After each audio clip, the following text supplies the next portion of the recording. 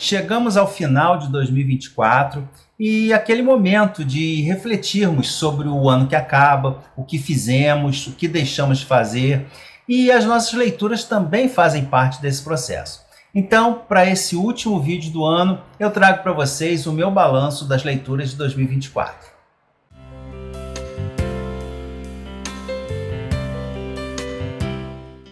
Olá pessoal, sejam todos muito bem-vindos ao último vídeo de 2024 aqui do canal Livros e E-Books.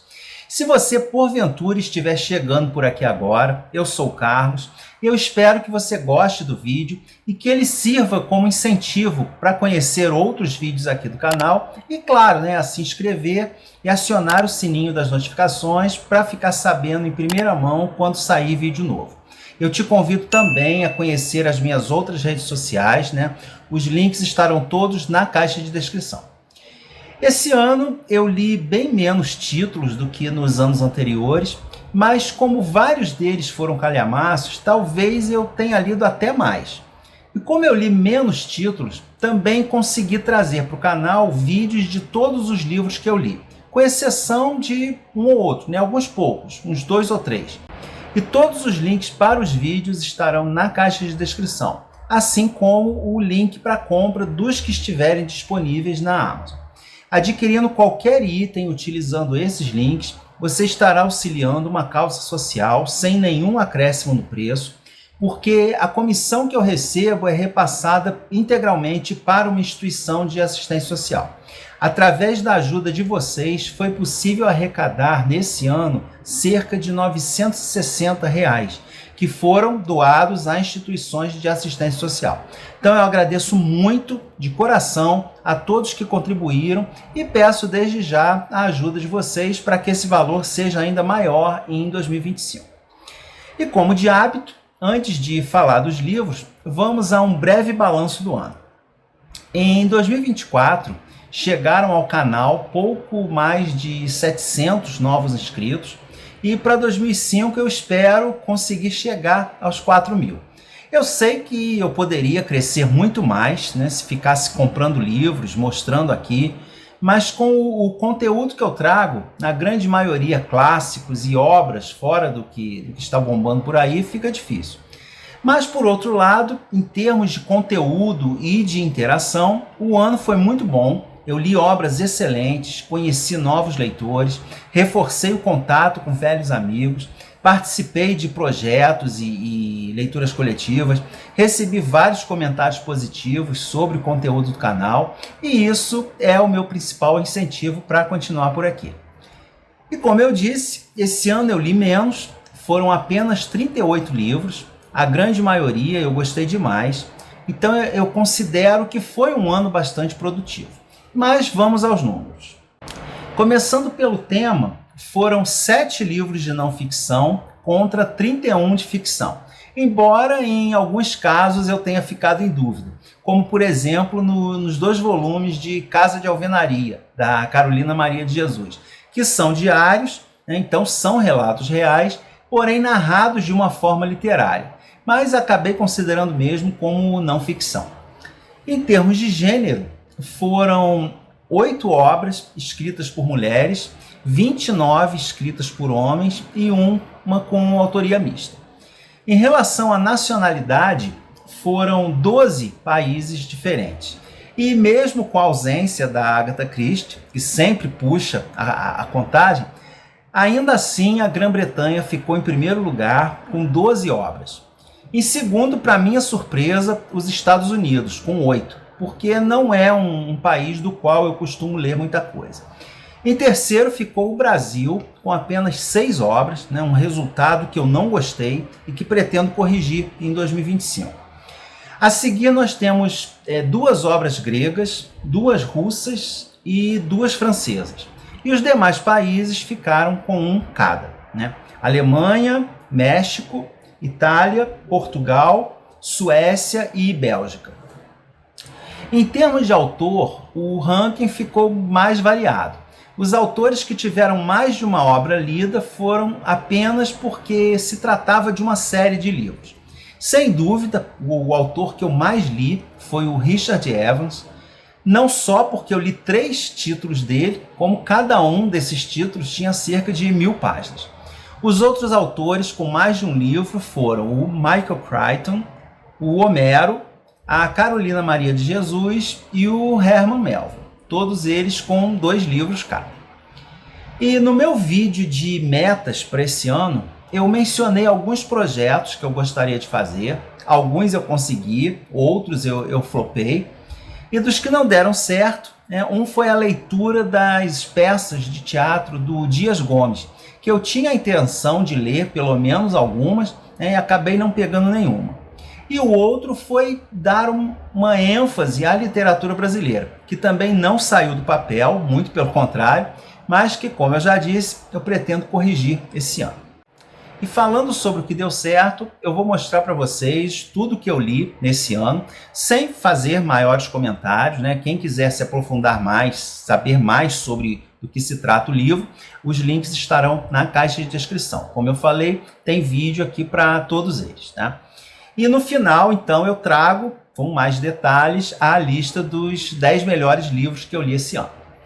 Então, começando pelos projetos, a minha leitura dos 12 livros separados para o ano foi perfeita. Eu consegui bater a meta sem problemas. E eu acho que as minhas escolhas foram excelentes, porque nada menos que 7 livros entraram para a lista dos melhores do ano. Em 2024, eu também dei início ao projeto de leitura dos livros que eu ganhei de presente. Nesse ano eu li 7 livros no projeto, terá continuidade em 2025, com novos livros. Então, se você me presenteou com algum livro e ele ainda não apareceu aqui no canal, há grandes chances de ser um dos próximos nesse projeto. Então, fiquem de olho. A menos que seja um livro especial que vá fazer parte de algum outro projeto, esteja separado para isso. Mas, de qualquer forma, mais cedo ou mais tarde, ele vai aparecer aqui no canal. E dentro desse projeto, começando aqui a mostrar os livros, eu li obras excelentes, como O Vento Sabe Meu Nome, da Isabel Allende, O Caçador de Pipas, do Khaled Hosseini, e também li grandes clássicos, como o Evgeny Onegin, do Pushkin, O Homem Invisível, do H.G. Wells, Persuasão, da Jane Austen, um livro que eu gostei demais, e O Mestre Margarida, do Bulgakov.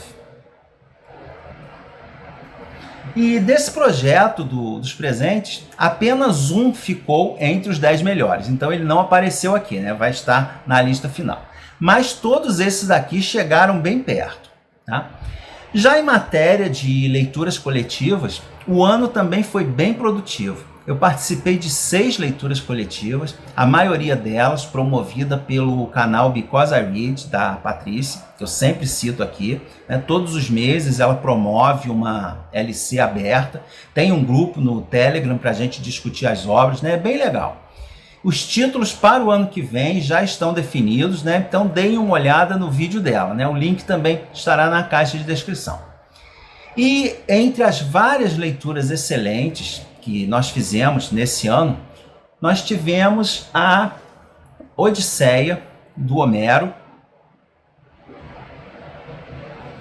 e o Drácula, do Bram Stoker. E outras 2 que estão entre as melhores do ano.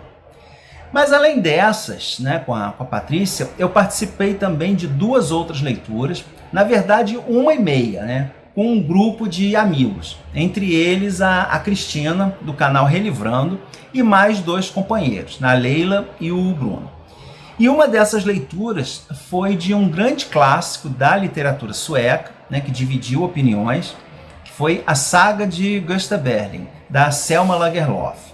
E a outra, que nós ainda não terminamos, por isso não entrou aqui na estatística, é o Kristin Lavransdatter, da norueguesa Sigrid Undset.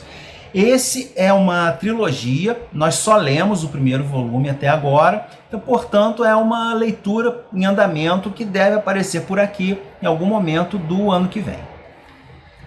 Passando Para os livros nacionais, como eu falei, o ano foi bem fraquinho, foram apenas 6 livros, ou dependendo do ponto de vista, 5, né? Porque um deles, na verdade, é uma mesma obra dividida em 2 partes, que é o Casa de Alvenaria, da Carolina Maria de Jesus. Após o sucesso do Quarto de Despejo, a Carolina finalmente conseguiu sair da favela onde morava, morou em 2 locais diferentes e cada um deles está relatado em um volume. O Casa de Alvenaria, Osasco, e o Casa de Alvenaria, Santana. Esses eu li em e-book, por isso a capinha está aparecendo aí ao lado. Outros 2 livros nacionais estão interligados, sendo um de ficção e outro não. O de ficção foi o polêmico O Presidente Negro, do Monteiro Lobato, um livro que é frequentemente utilizado como prova de que ele era racista, mas que, se for bem analisado, pode não ser bem assim, como explica a pesquisadora Vanette Santana Desman no livro Entre Metafísica, Distopia e Mecenato, que foi o de não ficção. E nesse livro ela esmiuça o Presidente Negro e esse suposto racismo do Lobato. Um livro interessantíssimo.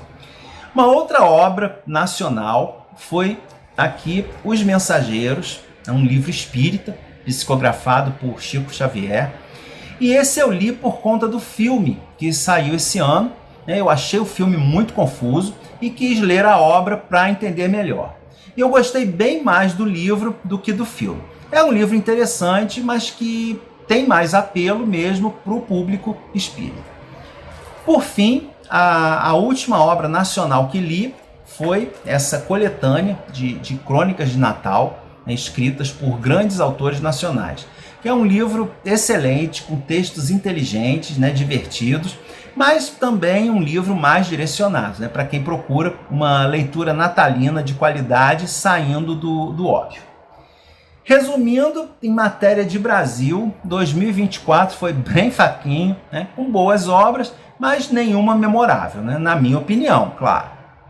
Seguimos com os clássicos, que sempre aparecem com destaque aqui no canal.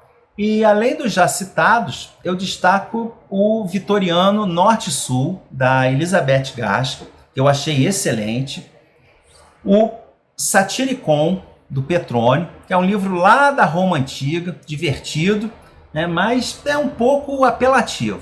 É uma obra clássica, recomendada, mas que talvez tenha mais valor histórico do que literário. Um clássico mais moderno, nem sei se pode ser considerado um clássico, mas que muito me surpreendeu esse ano, foi o Pedro Páramo, do Juan Rulfo, um livro que poderia até entrar na contagem aqui 2 vezes, porque assim que eu terminei a primeira leitura, eu reiniciei o livro, de tanto que ele me impactou. Recentemente estreou na Netflix uma adaptação dele que eu também recomendo, está muito boa. E ainda no campo dos autores clássicos, mas com obras menos conhecidas, nós temos a minha última leitura do ano, que ainda não tem vídeo, é o Golpe de Misericórdia, da Marguerite Yourcenar, mesma autora do Memórias de Adriano, e 2 novelas marítimas do Herman Melville, aqui o Billy Budd, e o Benito Sereno. Ambas excelentes e que eu recomendaria especialmente para quem gostaria de conhecer o autor, mas tem receio de encarar o Moby Dick. Embora não seja muito frequente por aqui, esse ano eu também li algumas obras mais recentes e fiquei bastante surpreso com algumas delas, como o Mundo Perdido, do Michael Crichton, que é bem diferente do filme do Spielberg. É uma ficção científica que levanta questões bem interessantes sobre manipulação genética. Uma outra obra que caiu nas minhas mãos por acaso, porque nunca atraiu minha atenção, mas que eu acabei gostando demais, foi Eu Sou a Lenda, do Richard Matheson, que é uma distopia excelente que supera infinitamente o filme com Will Smith. E ainda no campo distopia / especulação histórica, nós temos um livro mais antigo, da década de 70, Os Meninos do Brasil, do Ira Levin, mesmo autor do Bebê de Rosemary, que é um livro que especula sobre a vida e as atividades do carrasco nazista Josef Mengele aqui no Brasil. Também gerou um filme de grande sucesso. E por fim, um livro bem recente, também originou um filme, nem estreou ainda, mas já está dando o que falar. Eu adorei o livro, foi Conclave, do Robert Harris, que é um thriller político, mas ambientado nos bastidores da eleição de um novo Papa. Um livro que eu achei empolgante e envolvente, né, daqueles livros que não dá vontade de largar.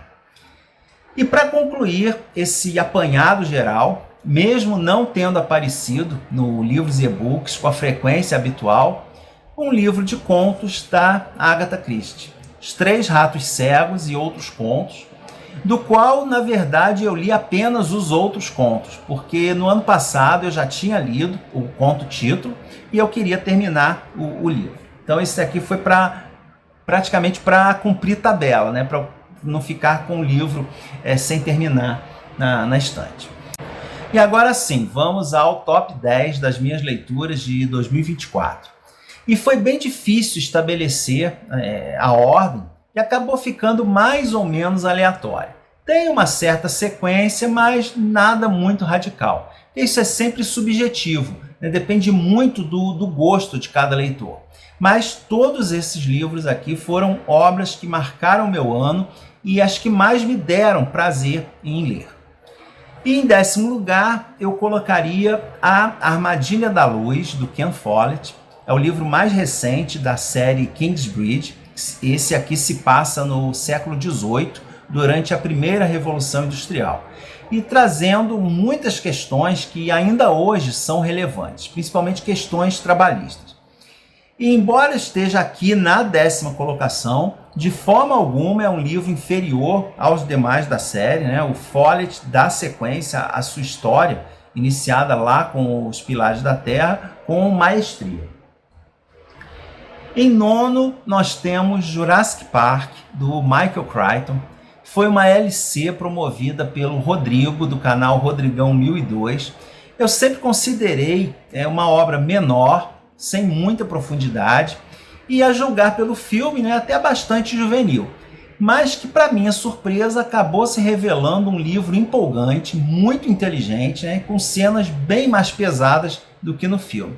Uma obra realmente espetacular, tanto que entrou aqui entre as 10 mais do ano. E o 8º lugar ficou com o Émile Zola e A Obra, um dos livros dele que eu mais queria ler e que mais uma vez não me decepcionou. É pesado, é cru, não agrada a todo mundo, mas como as outras obras do autor que eu já li, né, narrado com maestria, pleno domínio da escrita. E apesar de estar aqui em 8º lugar, o Zola segue sendo um dos meus autores favoritos e leitura obrigatória todos os anos. Na 7ª colocação, um outro autor favorito, o Thomas Hardy, com seu livro mais polêmico, o Judas, o Obscuro. Sem dúvida é uma obra-prima. É triste de doer, melancólico, pesado em vários momentos, mas é envolvente e lindamente escrito, né? Só me resta agora saber se os outros livros do Hardy que eu tenho para ler serão decepcionantes, diante da maestria desse aqui. Em 6º, temos uma outra obra pesadíssima, um clássico absoluto, um dos primeiros casos em que um livro causou tantos problemas que chegou a ser proibido. Os Sofrimentos do Jovem Werther, do Goethe. Uma obra fenomenal, uma das mais importantes do romantismo, uma trama que pode parecer até antiquada hoje em dia, mas que ainda traz questões relevantes, mantém sua popularidade, né, sua força literária. Sem dúvida, um daqueles livros imortais que daqui a séculos continuarão sendo lidos e amados. Em 5º lugar, uma outra surpresa, um livro infantil, O Vento nos Salgueiros, de Kenneth Grahame, um dos mais amados clássicos infantis ingleses, né? Não muito conhecido por aqui, Eu só conhecia pela adaptação da Disney, que por sua vez também não é muito famosa. É um livro com uma escrita belíssima, traz mensagens de amizade, honestidade, aceitação das diferenças, vários outros temas de uma forma bem divertida e fácil de ler. Recomendadíssimo para todas as idades. O quarto lugar fica com Essa de Queiroz e Ecos do Mundo, uma outra grata surpresa desse ano. Também é uma não ficção.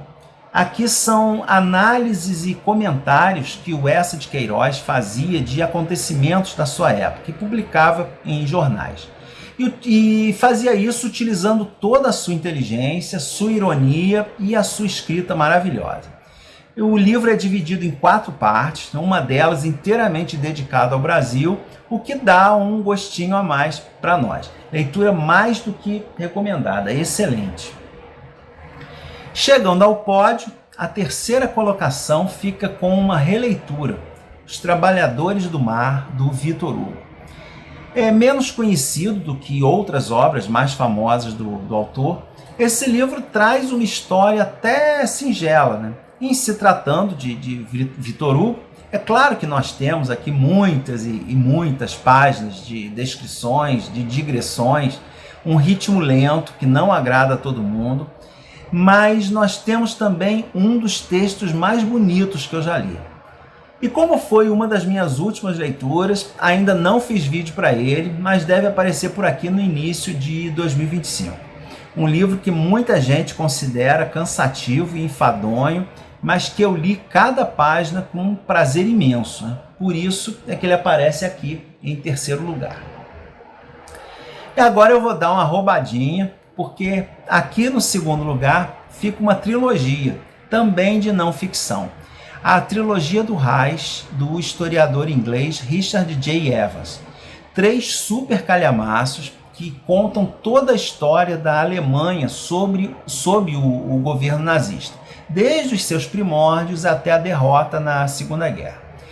Mas o diferencial aqui é que não são livros sobre a guerra, mas sobre os efeitos do nazismo na vida e na história da Alemanha, focando no impacto dessa ideologia em cada um dos aspectos sociais, econômicos, políticos, religiosos, culturais do país. Uma obra estupenda, de valor cultural inestimável, né?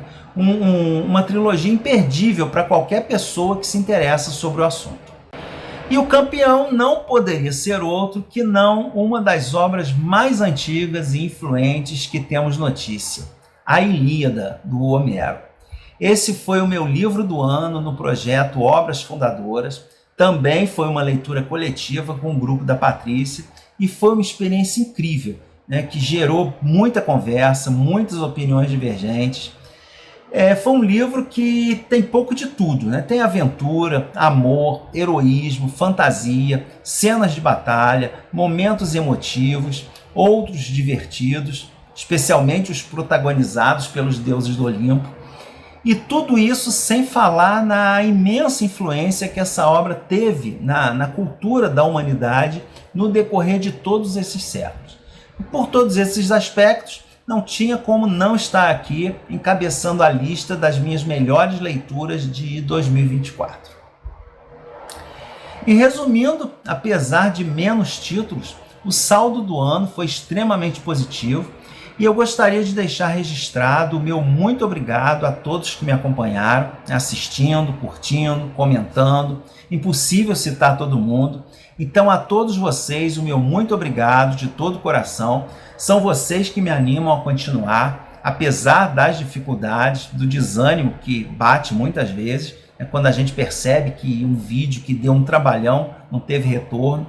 Mas logo a seguir vem um comentário maravilhoso de alguém dizendo que leu ou pretende ler alguma obra por causa do canal.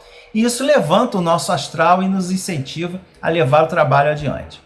Eu gostaria também de deixar um agradecimento público à minha esposa, que está sempre nos bastidores, me apoiando, criticando, corrigindo, mas principalmente me incentivando a continuar com o canal quando bate aquela vontade de desistir. Mas o vídeo já está enorme, então eu encerro por aqui as atividades do canal em 2024. Desejo a todos vocês um Réveillon de muita paz e um próximo ano de infinitas alegrias, realizações e, claro, muita leitura boa. Um feliz e próspero ano novo a todos e a gente se vê em 2025.